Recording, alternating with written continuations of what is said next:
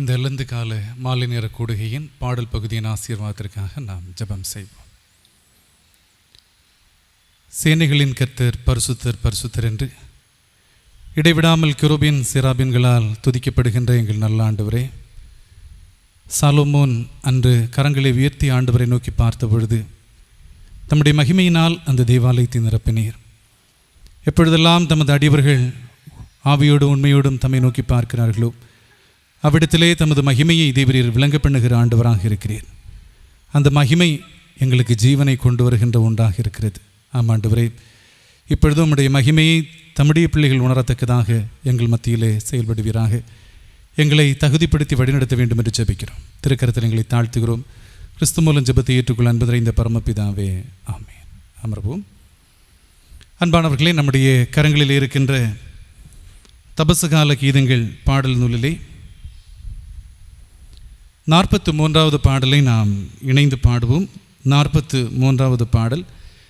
பலிபீடத்தில் என்னை பரனே படைக்கின்றேனே இந்த வேளை, அடியேனை திருசித்தம் போல ஆண்டு நடத்திடுவீர்.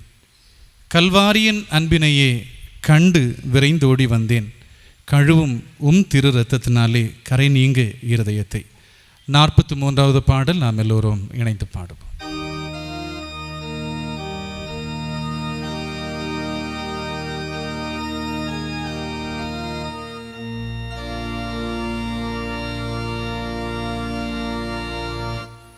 பலிபீடத்தில் என்னை பரனே படைக்கின்றேனே இந்த வேளை, அடியேனை திருச்சித்தம் போல ஆண்டு நடத்திடுவே. அடியேனை திருசித்தம் போல ஆண்டு நடத்திடுவே. கல்வாரியின் அன்பினையே கண்டு விரைந்தோடி வந்தேன். கல்வாரியின் அன்பினையே கண்டு விரைந்தோடி வந்தேன், கழுவும் திரு இரத்தத்தாலே கரை நீங்க இருதயத்தை. கழுவும் திரு இரத்தத்தாலே கரை நீங்க இருதயத்தை. நீரன்றி என்னாலே பாரில் ஏதும் நான் செய்திட இயலே. சேர்ப்பீரே வழுவாது என்னை, காத்துமக்காய் நிறுத்தி. சேர்ப்பீரே வழுவாது என்னை, காத்துமக்காய் நிறுத்தி. கல்வாரியின் அன்பினையே கண்டு விரைந்தோடி வந்தேன். கல்வாரியின் அன்பினையே கண்டு விரைந்தோடி வந்தேன், கழுவும் திரு இரத்தத்தாலே கரை நீங்க இருதயத்தை. கழுவும் திரு இரத்தத்தாலே கரை நீங்க இருதயத்தை. ஆவியோடாத்மா சரீரம் அன்பரே உமக்கென்றும் தந்தே, ஆலயமாக்கியே போ ஆசீர்வதித்தருளும். ஆலயமாக்கியே போ ஆசீர்வதித்தருளும். கல்வாரியின் அன்பினையே கண் கண்டு விரைந்தோடி வந்தேன் கல்வாரியே அன்பினையே கண்டு விரைந்தோடி வந்தேன் கழுவும் திருரத்தத்தாலே கரை நீங்க இருதயத்தை கழுவும் திருரத்தத்தாலே கரை நீங்க இருதயத்தை சுயமென்னில் சாம்பலாய் மாற சுத்தாவியே அனல் மூட்டும் ஜெயம் பெற்று மாமிசம்மாய தேவாருள் செய்குவே ஜெயம் பெற்று மாமிசம்மாய தேவாருள் செய்குவே கல்வாரியே அன்பினையே கண்டு விரைந்தோடி வந்தேன் கல்வாரியே அன்பினையே கண்டு விரைந்தோடி வந்தேன் கழுவும் திருரத்தத்தாலே கரை நீங்க இருதயத்தை கழுவும் திருரத்தத்தாலே கரை நீங்க இருதயத்தை பொன்னையும் பொருளையும் விரும்பேன் மண்ணின் வாழ்வையும் வெறுத்தேன் மன்னவனேசுவின் சாயல் இந்நிலத்தே கண்டதா மன்னவனேசுவின் சாயல் இந்நிலத்தே கண்டதா கல்வாரியின் அன்பினையே கண்டு விரைந்தோடி வந்தேன் கல்வாரியின் அன்பினையே கண்டு விரைந்தோடி வந்தேன் கழுவும் திருரத்தத்தாலே கரை நீங்க இருதயத்தை கழுவும் திருரத்தத்தாலே கரை நீங்க இருதயத்தை. அன்பானவர்களே, தொடர்ந்து நாம் 44வது பாடலை பாடுவோம். 44. சிலுவை சுமந்த உருவம் சிந்தின இரத்தம் புரண்டோடியே நதி போலவே பாய்கின்றதே நம்பி இயேசுவண்டை வா. பொல்லா உலக சிற்றின்பங்கள் எல்லாம் அழியும் மாயை காணாய் நிலையான சந்தோஷம் பூவினில் கர்த்தாவின் அன்பண்டை வா. சிலுவை சுமந்த உருவம். 44வது பாடல் நாம் எல்லோரும் இணைந்து பாடுவோம்.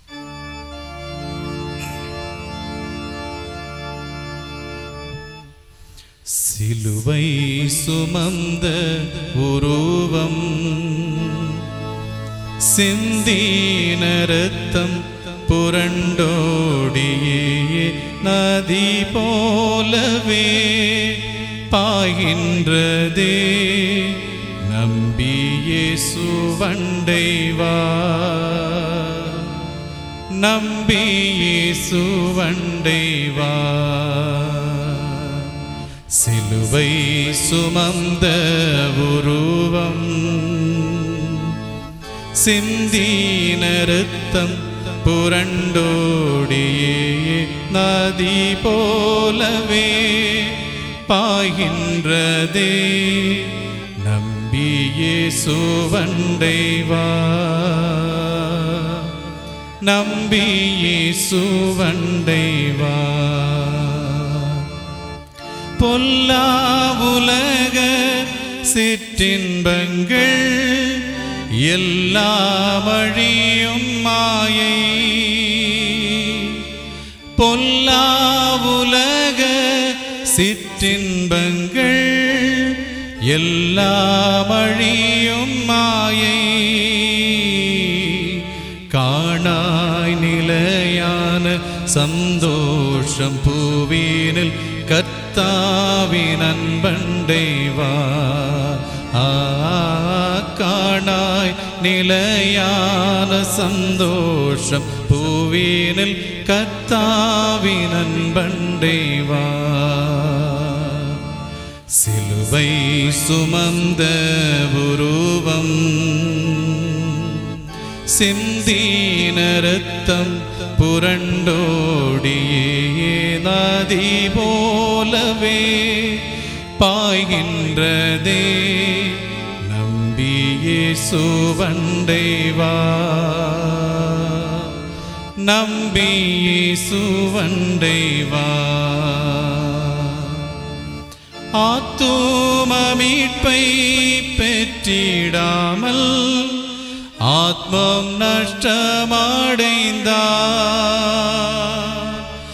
ஆத்தும மீட்பை பெற்றிடாமல் ஆத்மம் நஷ்டமடைந்தால்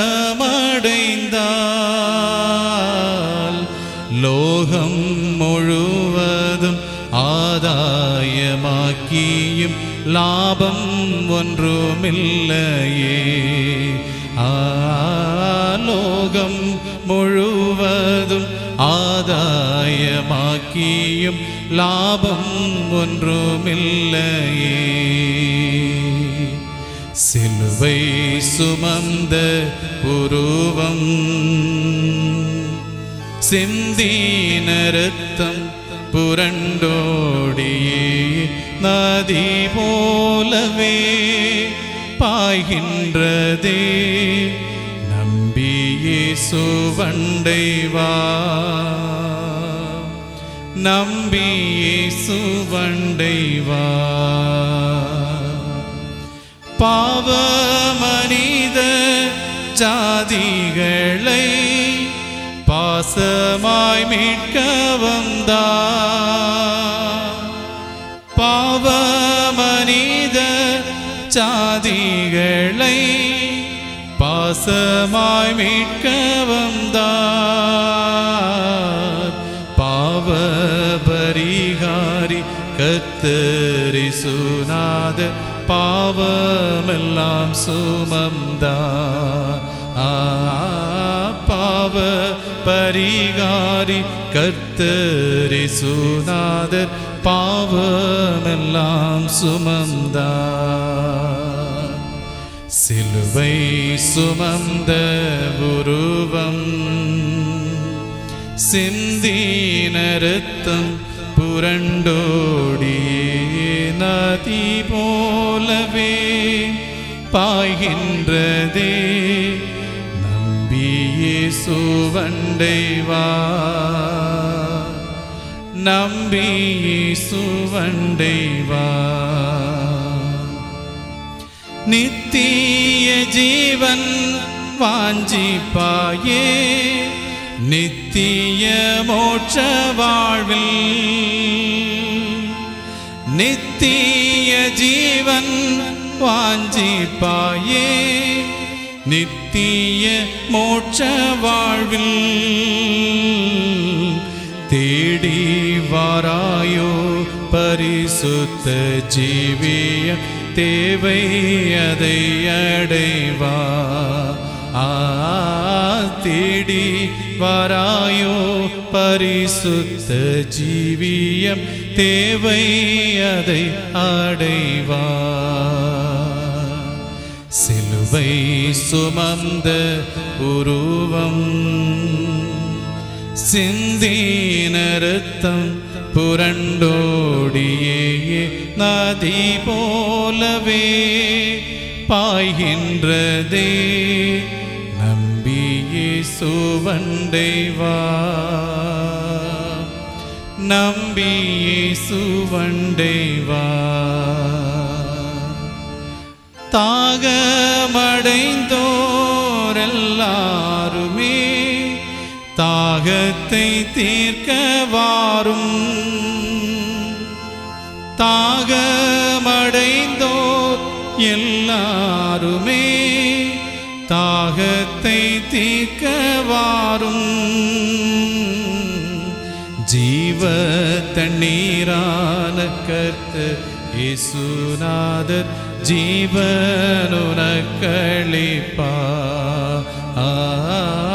ஜீவ தண்ணீரான கர்த்தர் இயேசுநாதர் ஜீவனுனக்களிப்பார். சிலுவை சுமந்த உருவம் சிந்தின ரத்தம் புரண்டோடியே நதி போலவே பாய்கின்றதே. நம்பியே சுவண்டை வா, நம்பியே சுவண்டை வா. அன்பானவர்களை, தொடர்ந்து நாம் 45வது பாடலை பாடுவோம். 45.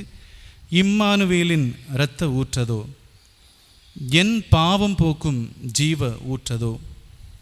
அல்லேலூயா பாரதோ, கல்வாரியிலே இதோ. 5-6 கூடி ஓடுது, அன்பின் இன்ப வெள்ளம் பெருகுது. அல்லேலூயா பாரதோ, கல்வாரியிலே இதோ. 5-6 கூடி ஓடுது, அன்பின் இன்ப வெள்ளம் பெருகுது. இம்மானுவேலின் இரத்த ஊற்றதோ. நாம் எல்லோரும் இணைந்து பாடுவோம். 45வது பாடல்.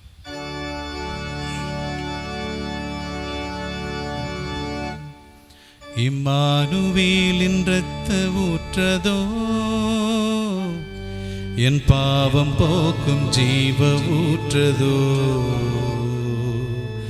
அல்லேலூயா பாரதோ, கல்வாரியிலே இதோ. 5-6 கோடி ஓடுது, அன்பின் இன்ப வெள்ளம் பெருகுது. அன்பின் இன்ப வெள்ளம் பெருகுது. இம்மானுவேலின் இரத்த ஊற்றதோ, என் பாவம் போக்கும் ஜீவ ஊற்றதோ. அல்லேலூயா பாரதோ, கல்வாரியிலே இதோ. 5-6 கூடி ஓடுது, அன்பின் இன்ப வெள்ளம் பெருகுது. அன்பின் இன்ப வெள்ளம் பெருகுது. பாவி என்னில் கொண்ட தேவ அன்பின் அகலமே, நீளமாழம் உயரம் இன்னும் வளர்ந்து செல்லவே.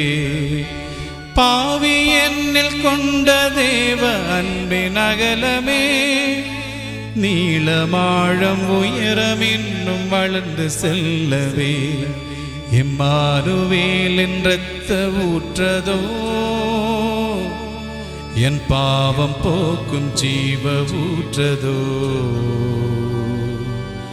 அல்லேலூயா பாரதோ, கல்வாரியிலே இதோ. 5-6 கூடி ஓடுது,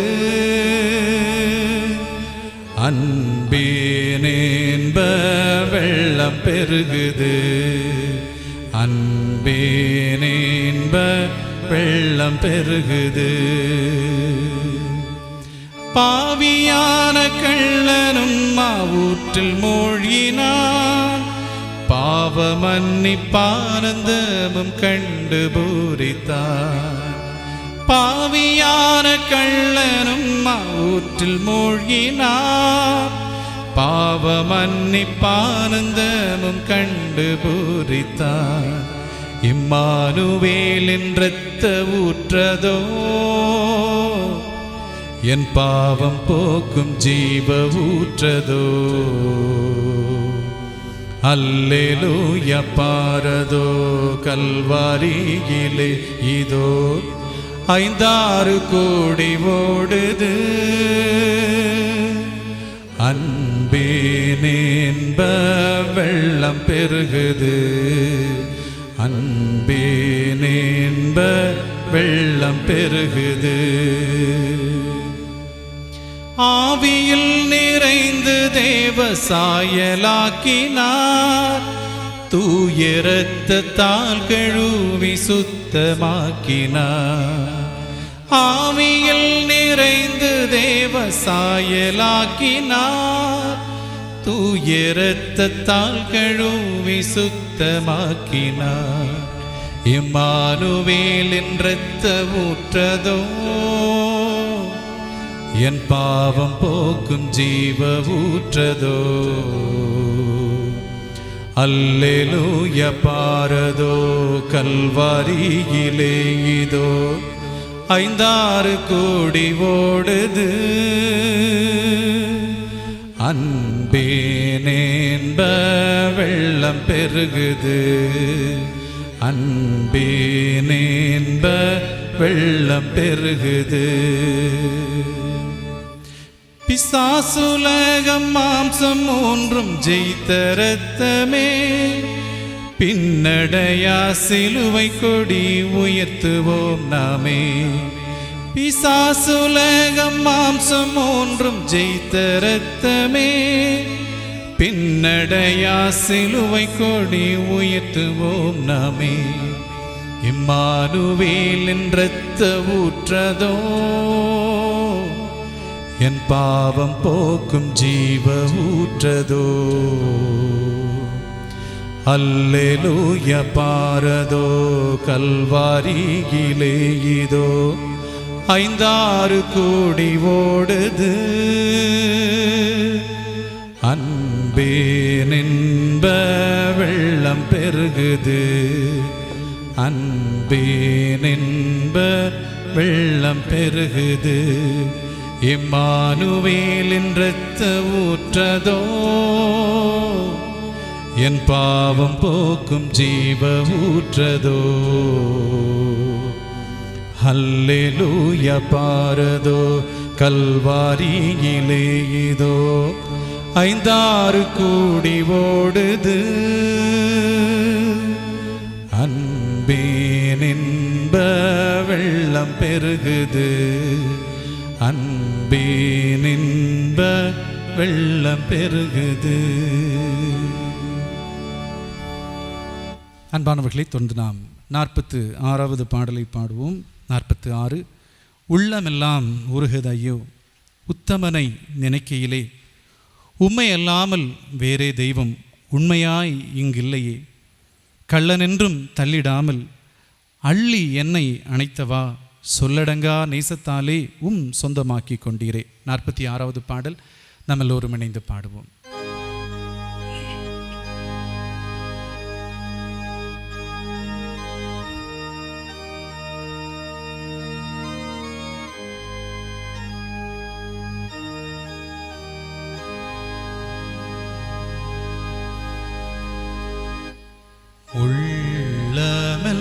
உள்ளமெல்லாம் உருகுதையோ உத்தமனை நினைக்கையிலே, உம்மையெல்லாம் வேறே தெய்வம் உண்மையாயிங்கில்லையே. கள்ளனென்று தள்ளிடாமல் அள்ளி என்னை அணைத்தவா, சொல்லடங்கா நேசத்தாலே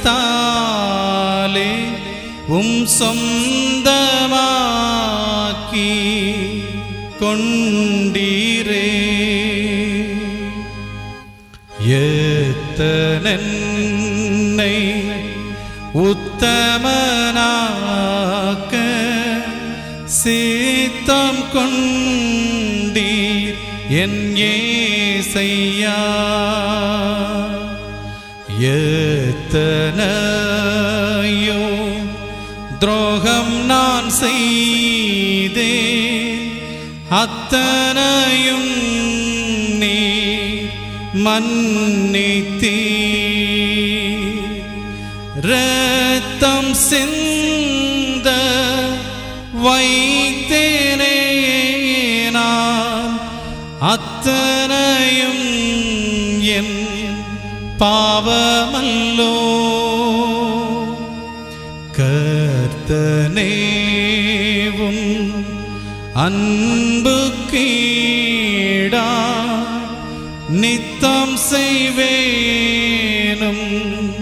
சேவையே. மேகமீதில் இயேசுராஜன் வேகம் வரும் நாளன்றோ. லோகமீதில் காத்திருப்போ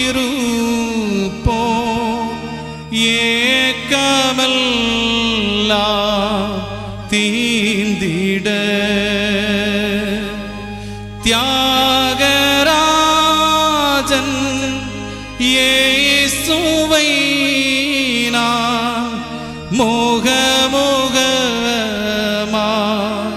தரிசிக்க ஆவலோடு ஏங்கும் தாசன் சோகம் தீங்கும் நாளன்றோ. உள்ளமெல்லாம் உருகுதையோ உத்தமனை நினைக்கையிலே. உம்மையெல்லாம் வேறே தெய்வம் உண்மையாயிங்கில்லையே.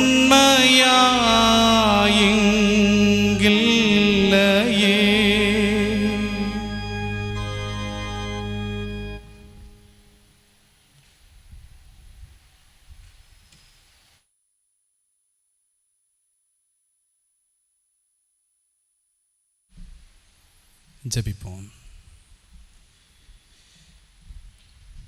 எங்களை உத்தமர்களாக மாற்ற இந்த பூவுலகத்திலே வந்து பாடுகளை அனுபவித்த நல்ல ஆண்டவரே,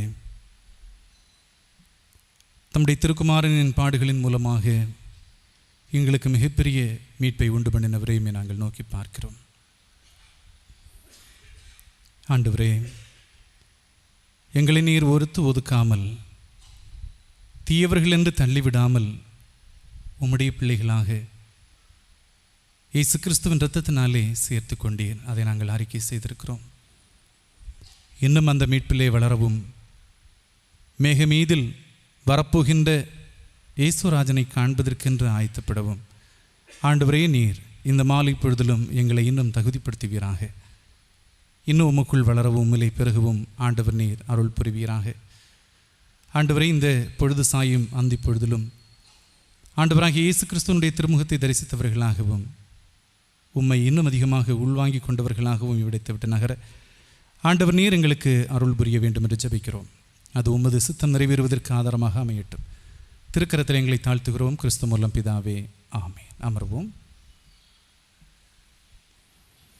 நாம் அனைவரும் எழுந்து ஞானப்பாடலின் 117வது பாடலை பாடுவோம். ஞானப்பாடல் 117, மா வாதைப்பட்ட இயேசுவே அன்பின் சொரூபம் நீர் என துவங்குகின்ற பாடல். ஞானப்பாடல் 117.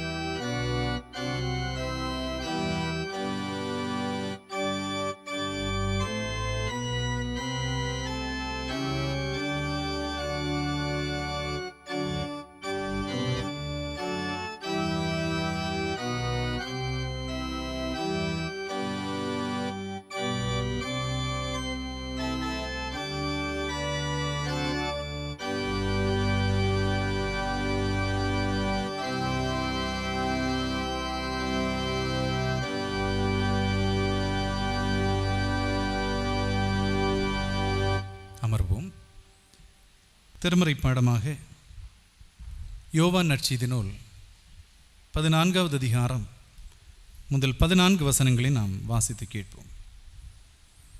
யோவான் நற்செய்தி நூல் 14வது அதிகாரம் திருவார்த்தைகள் 1 முதல் 14 முடிய. உங்கள் இருதயம் கலங்காதிருப்பதாக. தேவனிடத்தில் விசுவாசமாயிருங்கள், என்னிடத்திலும் விசுவாசமாயிருங்கள். என் பிதாவின் வீட்டில் அநேக வாசஸ்தலங்கள் உண்டு. அப்படி இல்லாதிருந்தால் நான் உங்களுக்கு சொல்லியிருப்பேன். ஒரு ஸ்தலத்தை உங்களுக்காக ஆயத்தம் பண்ண போகிறேன். நான் போய் உங்களுக்காக ஸ்தலத்தை ஆயத்தம் பண்ணின பின்பு நான் இருக்கிற இடத்திலே நீங்களும் இருக்கும்படி நான் மறுபடியும் வந்து உங்களை என்னிடத்தில் சேர்த்துக்கொள்ளுவேன். நான் போகிற இடத்தை அறிந்திருக்கிறீர்கள், வழியையும் அறிந்திருக்கிறீர்கள் என்றார். தோமா அவரை நோக்கி, ஆண்டவரே, நீர் போகிற இடத்தை அறியோமே, வழியை நாங்கள் எப்படி அறிவோம் என்றான். அதற்கு இயேசு, நானே வழியும் சத்தியமும் ஜீவனுமாயிருக்கிறேன். என்னாலே அல்லாமல் ஒருவனும் பிதாவினிடத்தில் வரான். என்னை அறிந்தீர்களானால் என் பிதாவையும் அறிந்திருப்பீர்கள். இது முதல் நீங்கள் அவரை அறிந்தும் அவரை கண்டும் இருக்கிறீர்கள் என்றார். பிலிப்பு அவரை நோக்கி, ஆண்டவரே, பிதாவை எங்களுக்கு காண்பியும், அது எங்களுக்கு போதும் என்றான். அதற்கு இயேசு, பிலிப்புவே, இவ்வளவு காலம் நான் உங்களுடனே கூட இருந்தும் நீ என்னை அறியவில்லையா? என்னை கண்டவன் பிதாவை கண்டான். அப்படி இருக்க பிதாவை எங்களுக்கு காண்பியும் என்று நீ எப்படி சொல்லுகிறாய்? நான் பிதாவிலும் பிதா என்னிலும் இருக்கிறதை நீ விசுவாசிக்கிறது இல்லையா? நான் உங்களுடனே சொல்லுகிற வசனங்களை என் சுயமாய் சொல்லவில்லை. என்னிடத்தில் வாசமாய் இருக்கிற பிதாவானவரே இந்த கிரியைகளை செய்து வருகிறார். நான் பிதாவிலும் பிதா என்னிலும் இருக்கிறதை நம்புங்கள்.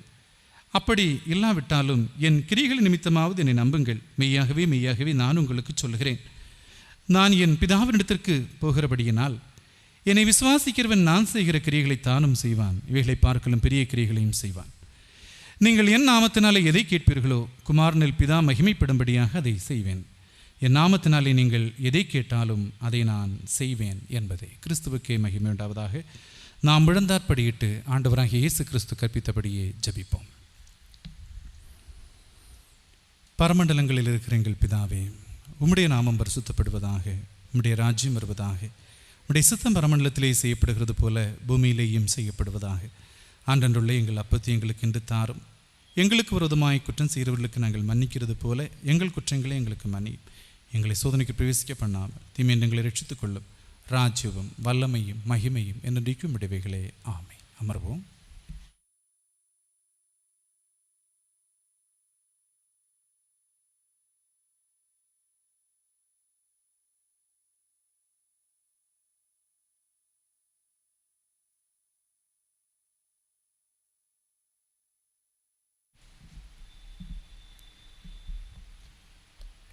தலை வணங்கி ஜெபிப்போம்.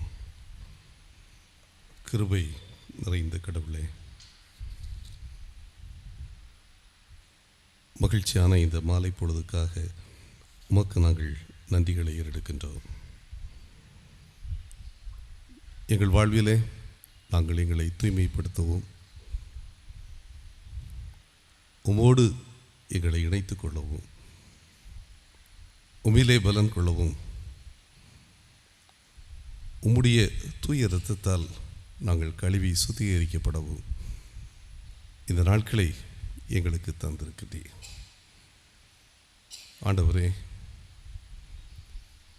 இந்த உலகிலே வந்து கல்வாரியிலே தம்மையே தந்தவரே, உம்முடைய பாதப்படியிலே நாங்கள் அமர்ந்திருக்கின்ற போது உம்முடைய வார்த்தைகள் எங்கள் வாழ்வுக்கு வழியாய் போஜனமாய் அமைய அருள்தார். அடியனுடைய பாயின் வார்த்தைகளும் எங்கள் அனைவருடைய இருதயத்தின் எண்ணங்களும் பொது சமூகத்தில் ஏற்புடையதாக அமையட்டும். மீட்பர் இயேசுவின் இனிய நாமத்தை கேட்கிறோம் பிதாவே. ஆம். ஆண்டவராகிய இயேசு கிறிஸ்துவின் இனிதான நாமத்திலே உங்கள் அனைவருக்கும் அன்பான நல் வாழ்த்துக்களை கூறிக்கொள்ளுகின்றேன். இந்த மாலையிலே நம்முடைய சிந்தனைக்காக கொடுக்கப்பட்டிருக்கின்ற திருமறை வசனம் யோவான் எழுதின நற்செய்தி நூல் 14ஆம் அதிகாரம் 6ஆம் வசனம். அதற்கு இயேசு, நானே வழியும் சத்தியமும் ஜீவனுமாய் இருக்கிறேன். என்னாலே அல்லாமல் ஒருவனும் பிதாவினிடத்தில் வரான். அன்புக்குரியவர்களே, இயேசுவானவர் தன்னுடைய வாழ்வின் இறுதி பகுதிகளிலே தன்னுடைய சீடரோடு உரையாடின பல உரையாடல்கள் யோவான் நற்செய்தி நூலிலே சொல்லப்பட்டுள்ளது. அப்படிப்பட்ட ஒரு பகுதி தான் இந்த யோவான் 14வது அதிகாரம். அங்கே தன்னுடைய மரணத்தை குறித்த சிந்தனைகளை சீடரோடு ஆண்டவர் பகிர்ந்து கொண்டிருக்கின்றார். யோவான் 13ஆம் அதிகாரத்தில் இயேசுவானவர் தன்னுடைய சீடரோடு பந்தியிருந்து யூதாசினிடத்தில் நீ செய்ய வேண்டியதை சீக்கிரமாய் செய் என்று சொல்லி யூதாசை அந்த கூட்டத்தை விட்டு வெளியே அனுப்புகின்றார். ஆனால் அதைத் தொடர்ந்து தன்னுடைய சீடரோடு அவர் உரையாடும் போது தன்னுடைய சீடரிடத்திலே பல உண்மைகளை அவர் எடுத்துரைக்கின்றார். சிறப்பாக தன் உள்ளத்திலே உள்ள ஒரு மிகப்பெரிய வாஞ்சை, அந்த வாஞ்சையை யோவான் 14ஆம் அதிகாரம் 3ஆம் வசனத்திலே அவர் குறிப்பிடுகின்றார். உங்களுக்கும் எனக்கும் இடையே ஒரு சிறிய இடைவெளி ஏற்பட போகின்றது, பிரிவு ஏற்பட போகின்றது.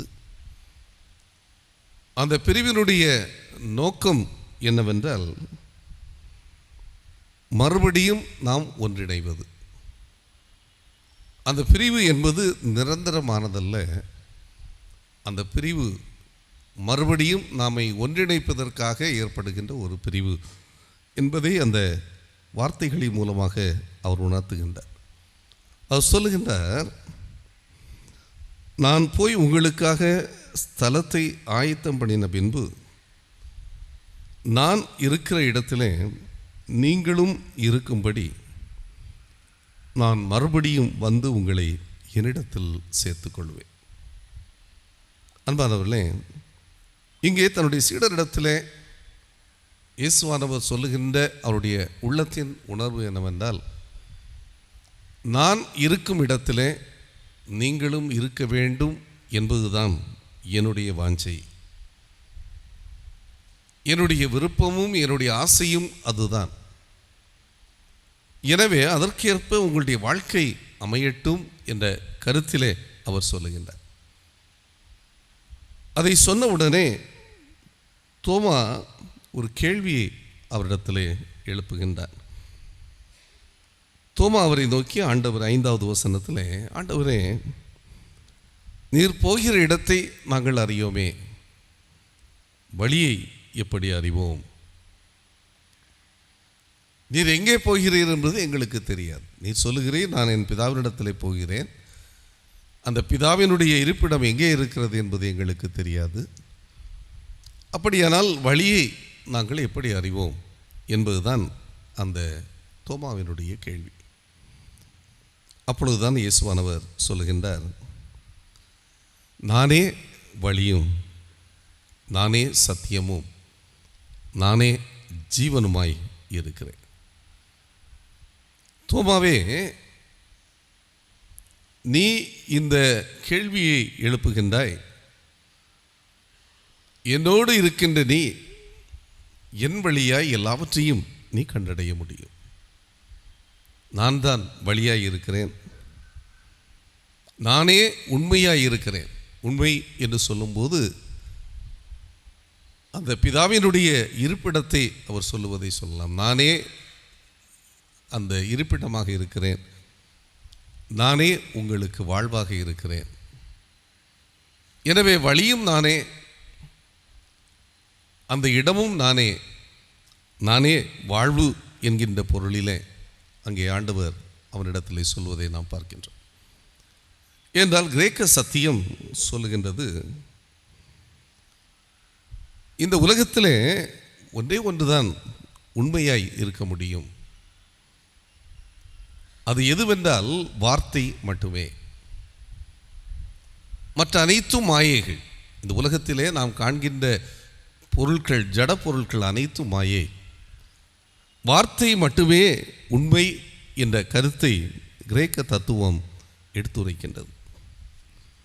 யோவான் தன்னுடைய நற்செய்தி நூலை தொடங்குகின்ற போது இயேசுவை குறித்த முகவுரையை எழுதுகின்ற வேளையிலே அவர் சொல்லுகின்றார், ஆதியிலே வார்த்தை இருந்தது, அந்த வார்த்தை தேவனிடத்தில் இருந்தது, அந்த வார்த்தை தேவனாய் இருந்தது, அவர் ஆதியிலே தேவனோடு இருந்தார் என்று சொல்லி அந்த வார்த்தையாக இயேசு கிறிஸ்துவை சுட்டி காட்டி இந்த நற்செய்தி நூலை அவர் தொடங்குவதை நாம் அறிவோம். எனவே இந்த பகுதியில் இயேசுவானவர் நானே வழி, நானே சத்தியம் என்று சொல்லும்போது, நீங்கள் இந்த உலகத்திலே உண்மையாய் இருக்கின்ற ஒன்று வார்த்தை, அந்த வார்த்தை நானாக இருக்கிறேன். அந்த வார்த்தையினிடத்திலே தான் உங்களை நான் அழைக்கின்றேன். அந்த வார்த்தையினிடத்திலே வருவதற்கும் வழியாக நானே இருக்கிறேன். அந்த வார்த்தையின் மூலமாக உங்களுக்கு வாழ்வு தருகின்றவரும் நானே. எனவே இந்த உலகத்திலே எல்லாவற்றிற்கும் எல்லாமாய் நான் இருக்கிறேன் என்பதை அவர் சுட்டி காட்டிவிட்டு சொல்லுகின்ற, என்னை அறிந்தீர்களானால் என் பிதாவையும் அறிந்திருப்பீர்கள், இது முதல் நீங்கள் அவரை அறிந்தும் அவரை கண்டும் இருக்கிறீர்கள் என்று சொன்னார். அப்போதும் பிலிப்புவுக்கு அடுத்த கேள்வி எழும்புகின்றது. அவர் கேட்கிறார், ஆண்டவரே, பிதாவை எங்களுக்கு காண்பியும், அது போதும். எங்கள் வாழ்விலே நாங்கள் ஓடிக்கொண்டிருக்கிறோம் பிதாவை காண்பதற்காக. அப்பொழுது இயேசுவானவர் அதற்கும் பதிலளிக்கிறார், பிலிப்புவே, இவ்வளவு காலம் நான் உங்களுடனே இருந்தும் நீ என்னை அறியவில்லையா? அங்கே இயேசுவானவர் மிக தெளிவாக, என்னையும் பிதாவையும் நீ பிரித்து பார்க்காதே, நானும் பிதாவும் ஒன்றாயிருக்கிறோம். அன்புக்குரியவர்களே, எனவேதான் யோவான் இந்த நிருபத்தை, இந்த நற்செய்தி நூலை எழுதுகின்ற போது 14வது வசனத்திலே சொல்லுகின்றார், அந்த வார்த்தை மாம்சமாகி கிருபையினாலும் சத்தியத்தினாலும் நிறைந்தவராய் நமக்குள்ளே வாசம் பண்ணினார், அவருடைய மகிமையை கண்டோம், அது பிதாவுக்கு ஒரே பேரானவருடைய மகிமைக்கு ஒப்பாயிருந்தது. அவருடைய மகிமையை நாங்கள் கண்டோம். அந்த மகிமை பிதாவினுடைய ஒரே பேரானவருடைய மகிமைக்கு ஒத்ததாய் இருந்தது என்று சொல்லுகின்றார். யோவான் தன்னுடைய முதல் நிருபத்தை எழுதுகின்ற போது முதல் அதிகாரம் முதல் வசனத்திலே அந்த வார்த்தையை பற்றி, வார்த்தையாகிய இயேசுவை பற்றி குறிப்பிடும் போது சொல்லுகின்ற, ஆதி முதல் இருந்ததும் நாங்கள் கேட்டதும் எங்கள் கண்களினாலே கண்டதும் நாங்கள் நோக்கி பார்த்ததும் எங்கள் கைகளினாலே தொட்டதுமாய் இருக்கிற ஜீவ வார்த்தையை குறித்து உங்களுக்கு அறிவிக்கிறோம் என்று சொன்னார். அன்பானவர்களே, கிரேக்க மக்களுக்கு எழுதப்பட்ட இந்த யோவான் நற்செய்தி நூலிலே இந்த யோவான் இந்த உலகத்திலே மெய்யானது வார்த்தை மட்டுமே, அந்த மெய்யான வார்த்தையாக இயேசு உங்களுக்கு தரப்பட்டிருக்கிறார், அவரே உங்களுக்கு வாழ்வாய் இருக்கிறார் என்பதை அங்கே சுட்டி காட்டுவதை நாம் பார்க்கின்றோம்.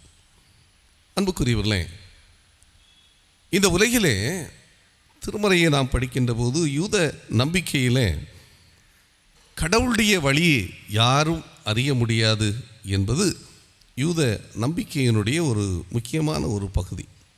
சங்கீதங்களின் புத்தகம் 77ஆம் சங்கீதம் 19வது வசனத்திலே அங்கே சங்கீதக்காரன் குறிப்பிடுகின்ற, உமது வழி கடலிலும் உமது பாதைகள் திரண்ட தண்ணீர்களிலும் இருந்தது, உமது காலடிகள் தெரியப்படாமல் போயிற்று. மனிதனுடைய வழிகளை அறிய முடியும், ஆனால் கடவுளுடைய வழிகளை, தண்ணீரின் மேல் எந்த வழியையும் நாம் அறிய முடியாது. அதுபோல ஆண்டவரே, உம்முடைய வழிகள் எங்களால் அறிய முடியாதவைகள் என்பதை அங்கே சுட்டி காட்டுகின்றார். ஏசாயா தன்னுடைய நூலிலே சொல்லும்போது, ஏசாயா 55வது அதிகாரம் 8ஆம் 9ஆம் வசனத்திலே என் நினைவுகள் உங்கள் நினைவுகள் அல்ல, உங்கள் வழிகள் என் வழிகளும் அல்ல என்று கர்த்தர் சொல்லுகிறார். மனுஷனே, உன்னுடைய வழியும் என்னுடைய வழியும் ஒன்றாக இருக்க முடியாது. அடுத்து சொல்லுகின்ற, பூமியை பார்க்கிலும் வானங்கள் எவ்வளவு உயர்ந்திருக்கிறதோ அப்படியே உங்கள் வழிகளை பார்க்கிலும் என் வழிகளும், உங்கள் நினைவுகளை பார்க்கிலும் என் நினைவுகளும் உயர்ந்திருக்கிறது. என்னுடைய வழிகள் உங்கள் அறிவுக்கு உட்பட்டது அல்ல என்பதை அங்கே பழைய ஏற்பாடு நூலிலே இறைவன் சுட்டி காட்டுகின்றார்.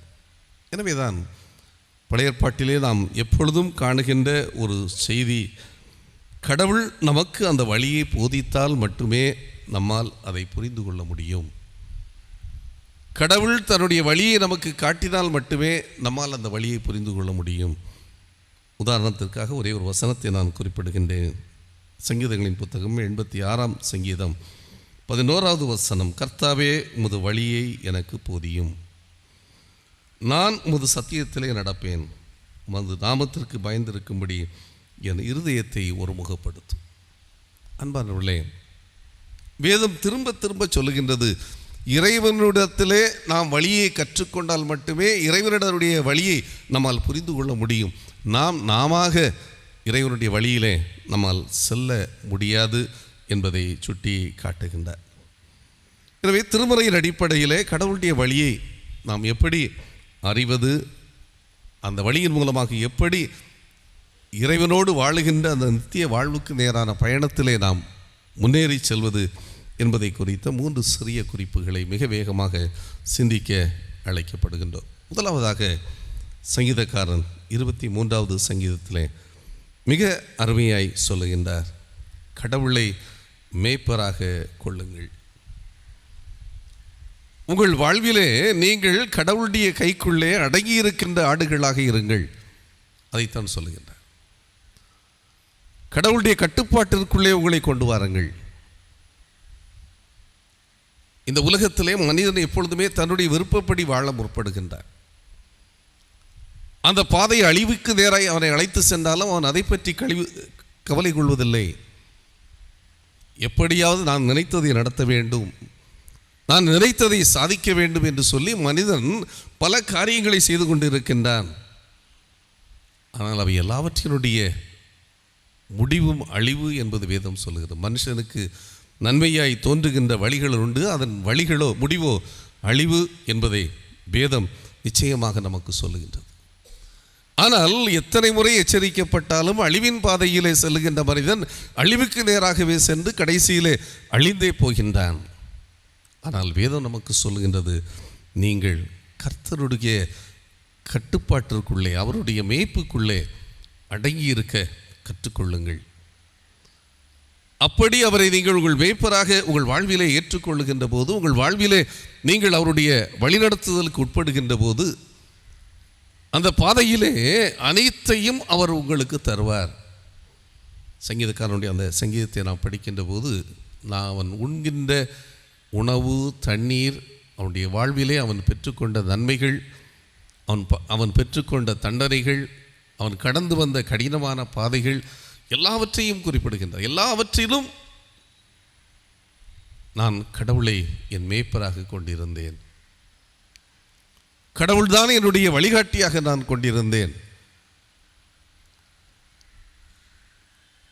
அன்பானவர்களே, சங்கீதக்காரனுடைய வாழ்க்கையை நாம் புரட்டி பார்க்கின்ற போது, அவருடைய வாழ்விலே எந்த நிலைகளிலும் அவர் கடவுளுடைய கரத்தை மட்டுமே சார்ந்திருந்தார். சாமுவேலுடைய 2வது புத்தகத்திலே தாவீது தவறு செய்கின்றார். தன்னுடைய ஜனங்களை இலக்கம் பார்த்ததன் மூலமாக. அப்பொழுது காத்தவருக்கு முன்பாக 3 தண்டனைகளை வைக்கிறார். தாவீதே, உனக்கு கடவுள் ஒரு வாய்ப்பு தருகிற 3 தண்டனைகளை சொல்லப்படுகிறது, இதில் ஒன்றை நீ தெரிந்து கொள் என்று சொன்னபோது, தாவீது அங்கே சொன்ன பதில் 2 சாமுவேலின் புத்தகம் 24வது அதிகாரம் 14வது வசனம். அப்பொழுது தாவீது காத்தை நோக்கி, கொடிய இடுக்கணில் அகப்பட்டிருக்கிறேன், இப்பொழுதோ நாம் கர்த்தருடைய கையிலே விழுவோமாக. அன்பானவர்களே, தண்டனை பெறும்போது கூட என் மேய்ப்பனுடைய கரத்திலிருந்து நான் தண்டனையை பெற்றுக்கொள்ளலாம். அந்த தண்டனை அது எதுவாக இருந்தாலும் அதை நான் ஏற்பேன். ஏனென்றால் அவருடைய இரக்கங்கள் மகா பெரியது. இந்த மனுஷனுடைய கையிலே நான் விழாதிருப்பேனாக. அவனுடைய உள்ளத்திலே ஒரே ஒரு காரியத்தை அவன் விரும்பினான். அவன் பெரிய பலாசாலி, பராக்கிரமசாலி. காத்து சொல்கின்ற 3 வருடம் உன்னுடைய பகைவர்கள் உன்னை துரத்துவார்கள். ஒருவேளை இவன் தன்னுடைய பலத்தின் மீது நம்பிக்கை வைத்திருந்தால் அவன் சொல்லியிருக்கலாம், வரட்டும் பார்க்கலாம், 3 வருடம் நான் என்னுடைய எதிரிகளை எதிர்த்து போரிடுகின்றேன். அவன் சொல்லவில்லை. அவன் சொல்லுகின்றார், என் ஆண்டவருடைய கரத்திலே நான் விழுகிறேன். அவர் என்னை என்ன செய்தாலும் சரி, என்னை அழித்து போட்டாலும் சரி, அவரிடத்திலே வாழ்வு உண்டு. அவரிடத்திலே என்னுடைய வாழ்வை குறித்த நிச்சயம் உண்டு.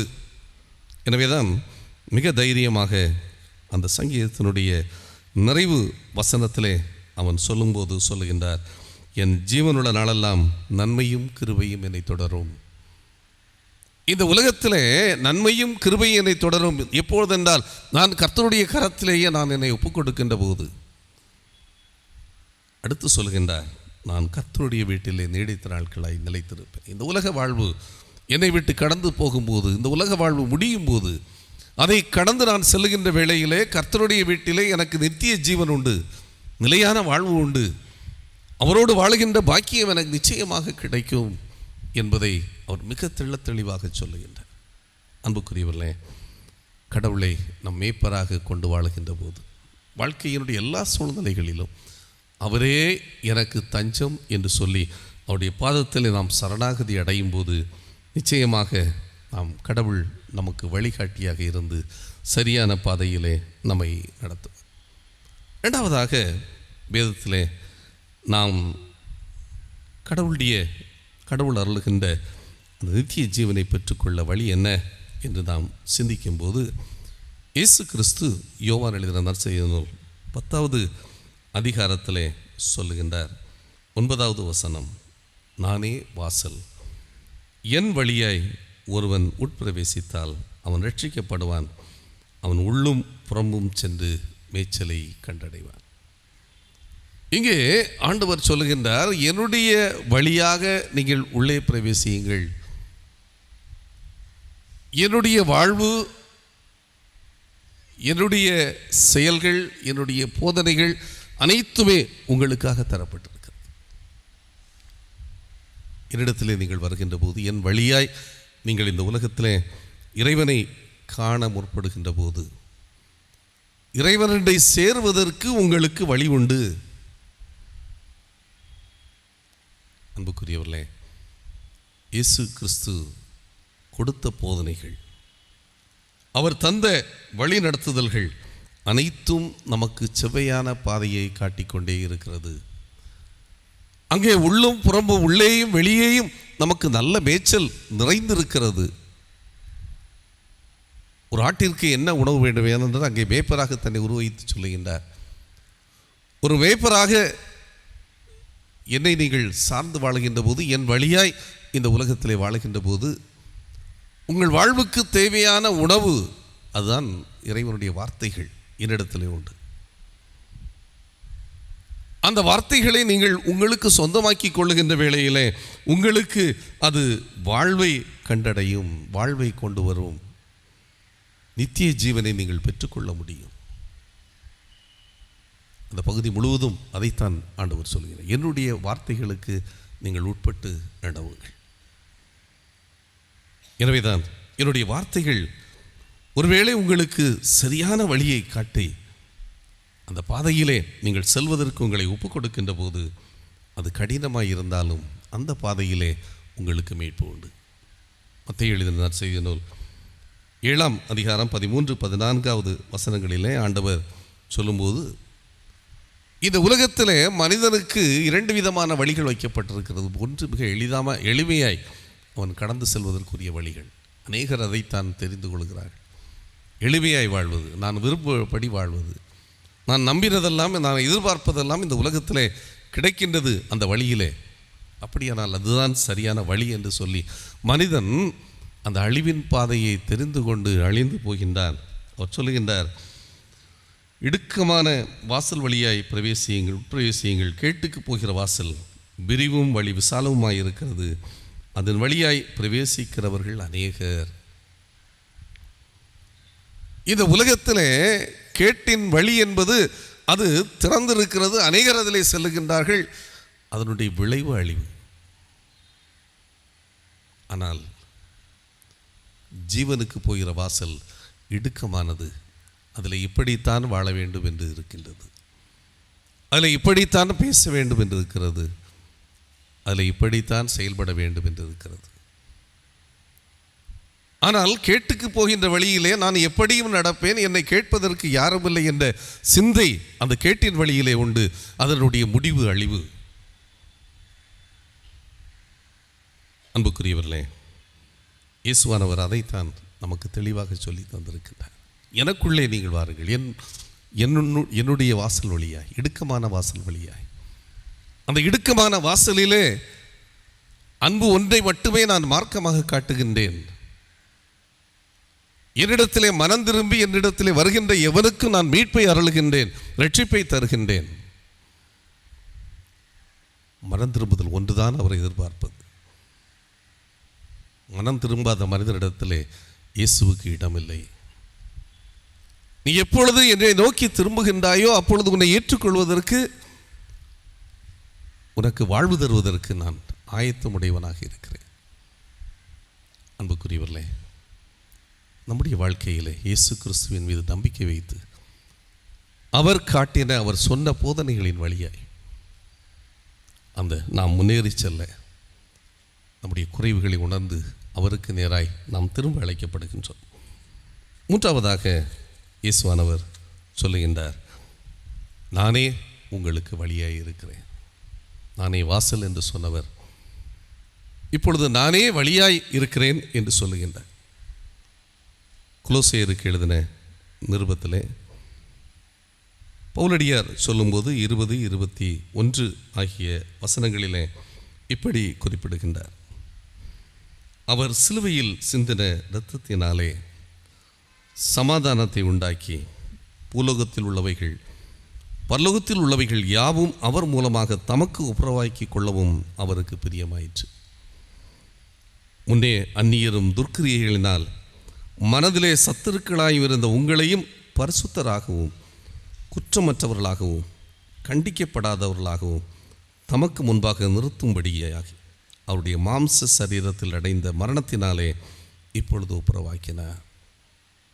அன்புக்குரியவர்களே, அவருடைய மரணத்தின் மூலமாக அவர் சம்பாதித்த மீட்பு, அந்த மீட்பு நம்மை எல்லா விதமான அக்கிரமங்களிலிருந்தும் நம்மை மீட்கின்றது, நம்முடைய துர்க்கிரியைகளிலிருந்தும் மீட்கிறது, நம்மை பரிசுத்தவர்களாக குற்றமற்றவர்களாக மாசற்றவர்களாக அது மாற்றுகிறது. ஆனால் தேவை ஒன்றே, மனம் திரும்புதல். நம்முடைய குறைவுகளை உணர்ந்து எப்பொழுது மனம் திரும்புகின்றோமோ அப்பொழுது உடனடியாகவே அவர் மீது நம்பிக்கை வைக்கின்ற அத்தனை பேருக்கும் ஆண்டவர் மீட்பை அருளுகின்றார். ஏசாயா தீர்க்கதரிசி இந்த கருத்தை சொல்லும்போது இயேசு கிறிஸ்துவனுடைய மரணம் எதற்காக என்பதை முன்னறிவித்த அந்த தீர்க்கன் சொல்லுகின்றார். ஏசாயா 53ஆம் அதிகாரத்தினுடைய 6வது 5வது வசனங்களை நான் வாசிக்கின்றேன். நாம் எல்லாரும் ஆடுகளைப் போல வழிதப்பி திரிந்து அவனவன் தன் வழியிலே போனோம், கர்த்தரோ நம் எல்லாருடைய அக்கிரமத்தையும் அவர் மேல் விழப்பண்ணினார். நம்முடைய மீறுதல்கள் நிமித்தம் அவர் காயப்பட்டு நம்முடைய அக்கிரமங்களின் நிமித்தம் அவர் நொறுக்கப்பட்டார். நமக்கு சமாதானத்தை உண்டு பண்ணும் ஆக்கினை அவர் மேல் வந்தது, அவருடைய தழும்புகளால் குணமாகிறோம். அன்பானவர்களே, நாம் எல்லாரும் அக்கிரமம் செய்து அநீதி செய்து வழிதப்பி திரிந்து மனம் போல் வாழ்ந்தோம். ஆனால் கடவுள் நம்முடைய அக்கிரமங்களை எல்லாம் அவர் மீது சுமத்தி அவரை பலியாக்கினது நிமித்தம் நமக்கு சமாதானத்தை அவர் உண்டு பண்ணுகின்றார். அந்த சமாதானத்தை நாம் பெற்றுக்கொள்வதற்கு அவர் மீது நாம் நம்பிக்கை வைப்பது ஒன்றே வழி என்பதையும் வேதம் நமக்கு சுட்டி காட்டுகின்றது. தூய யோவான் எழுதின நற்செய்தி நூல் 1ஆம் அதிகாரம் 12வது வசனம். அவருடைய நாமத்தின் மேல் விசுவாசம் உள்ளவர்களாய் அவரை ஏற்றுக்கொண்டவர்கள் எத்தனை பேர்களோ அத்தனை பேர்களும் தேவனுடைய பிள்ளைகளாகும்படி அவர்களுக்கு அதிகாரம் கொடுத்தார். அவருடைய நாமத்தின் மீது நம்பிக்கை வைத்து அவரை நம்மோடு இணைத்துக் கொள்ளுகின்ற போது, அவரை நம் வாழ்விலே ஏற்றுக்கொள்ளுகின்ற போது, பவுலடியார் அதை மிக அழகாக சொல்லுவார். கலாத்தியர் 2ஆம் அதிகாரம் 20வது வசனத்திலே, கிறிஸ்துவோடு கூட சிலுவையில் அறையப்பட்டேன், ஆயினும் பிழைத்திருக்கிறேன். இனி நான் அல்ல, கிறிஸ்துவே எனக்குள் பிழைத்திருக்கிறார். அன்புக்குரியவர்களே, கிறிஸ்துவோடு கூட இணைக்கப்பட்ட அந்த வாழ்வுக்கு எப்பொழுது அவர் மீது நம்பிக்கை வைத்து அவரோடு நம்மை இணைத்துக் கொள்ளுகின்றோமோ அந்த வாழ்வு நாம் நித்திய ஜீவனை பெற்றுக்கொள்ள, கிறிஸ்துவோடு வாழுகின்ற அந்த நிறைவாழ்வை பெற்றுக்கொள்ள அது நமக்கு வழிகாட்டுகின்றது. அன்புக்குரியவர்களே, அந்த பாதையிலே முன்னேறி செல்ல ஆண்டவர் நம்மை அழைக்கின்றார். அன்புக்குரியவர்களே, 3 காரியங்களை சிந்தித்தோம். கடவுளை நாம் மேய்ப்பராக கொண்டு வாழுகின்ற போது, அவர் நம்முடைய மேய்ப்பராக இருக்கின்ற வேளையிலே நாம் எல்லா சூழ்நிலைகளிலும் அவரே தஞ்சம் என்று அவரை சார்ந்து நிற்கின்ற போது நித்திய ராஜ்யத்திலே நமக்கு இடமளிக்கின்றார். கிறிஸ்துவை நம்முடைய வாசலாக கொண்டு அவருடைய போதனைகளை நமக்கு சொந்தமாக்கி கொள்ளுகின்ற போது, அந்த போதனைகளினுடைய வழியிலே நம்மை இறைவனை நோக்கி மனம் திரும்பி இறைவனுடைய சமூகத்தை நோக்கி நம்முடைய வாழ்வை திருப்புகின்ற போது அவர் நம்மை மீட்டு தம்மோடு வாழுகின்ற அந்த பாக்கியத்தை கொடுக்கின்றார். எல்லாவற்றுக்கும் மேலாக நமக்காக தன்னையே பலியாக்கி நம்முடைய அக்கிரமங்கள், நாம் செய்த தவறுகள், நாம் செய்த அநீதிகள், நாம் செய்த அக்கிரமங்கள் எல்லாவற்றையும் அவர் தன்னிலே ஏற்றுக்கொண்டு அவைகளை மன்னித்து நம்மை மீட்டெடுப்பதற்காக தன்னையே தந்திருக்கிறார். எப்பொழுது எவன் ஒருவன் அவர் மீது நம்பிக்கை வைத்து அவரோடு தன்னை இணைத்துக் கொள்ளுகின்றானோ, அவரோடு தன்னை ஐக்கியமாக்கி கொள்ளுகின்றானோ, அப்பொழுது ஆண்டவரோடு வாழுகின்ற அந்த பாக்கியத்துக்குரியவனாக அவரை மாற்றுவார். அன்புக்குரியவர்களே, அந்த வாழ்வை நோக்கிய பயணத்தில் நாம் இருக்கிறோம். ஆண்டவருடைய கரத்தை பற்றி கொண்டு ஆண்டவருடைய ராஜ்யத்திற்குரியவர்களாக நம்முடைய வாழ்க்கை பயணத்தை தொடர்வோம். கடவுள் நம்மோடு கூட இருந்து நம்மை வழிநடத்துவாராக. ஆமென்.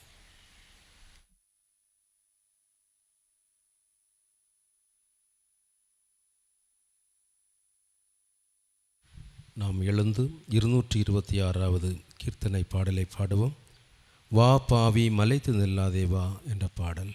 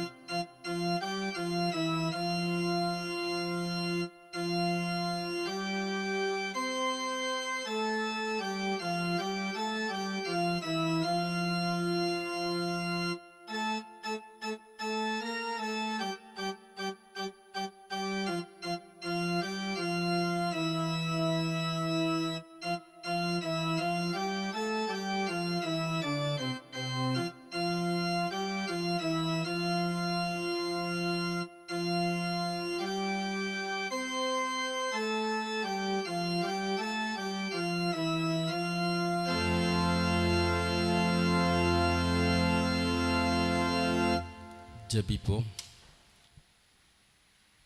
வழியும் வாழ்வும் சத்தியமும் இருக்கிற அன்பு நிறைந்த எங்கள் ஆண்டவனே, நாங்கள் உம்மை மேய்ப்பராகவும் கிறிஸ்துவை வாசலாகவும் வழியாகவும் கொண்டு வாழுகின்ற போது எங்கள் வாழ்வை முன்னெடுத்து செல்ல முடியும் என்று சொல்லக்கூடிய செய்தியை நீர் எங்களுக்கு தந்தமைக்காக உமக்கு நாங்கள் நன்றி சொல்லுகின்றோம். பாவம் செய்த மக்கள் ஆண்டவரிடத்தில் வருகிற போது, குறையுணர்ந்து ஆண்டவரை நோக்கி மன்றாடுகிற போது, ஆண்டவர் தம்முடைய பிள்ளைகளை வாழ்வுக்கு நேராக வழிநடத்தக்கூடியவராக இருக்கிறார் என்ற உணர்வோடு இந்த நாளிலும் உம்முடைய சமூகத்தை நோக்கி பார்க்க திறந்த நேரங்களை ஆயத்தப்படுத்த வேண்டும் என்று ஜெபிக்கிறோம். இந்த நாளின் தொழுகையிலே பங்கேற்ற ஒவ்வொருவரையும் கர்த்தர் ஆசீர்வதியும். தெய்வீக அனுபவங்களை சொந்தமாக்கி இந்த இடத்தை விட்டு கடந்து செல்ல அருள்தார். நாங்கள் படைத்திருக்கிற இந்த காணிக்கைகளையும் ஆசீர்வதியும். உம்முடைய நாமம் மட்டும் மகிமைப்படட்டும். இயேசுவின் நாமத்தில் வேண்டுகிறோம். ஜெபம் ஏற்றுக்கொள்ளும் எங்கள் நல்ல பிதாவே, ஆமென்.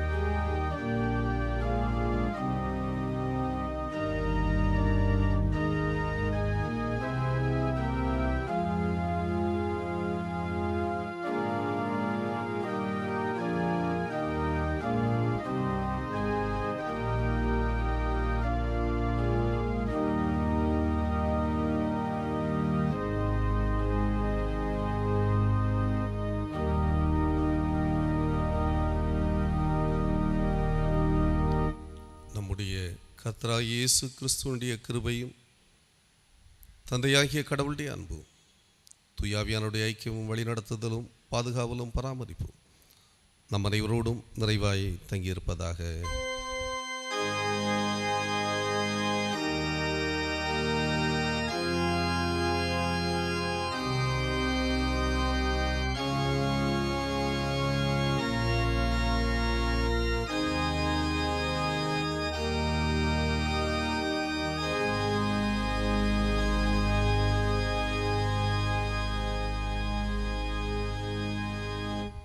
ஆண்டவர் உங்களோடு இருப்பாராக.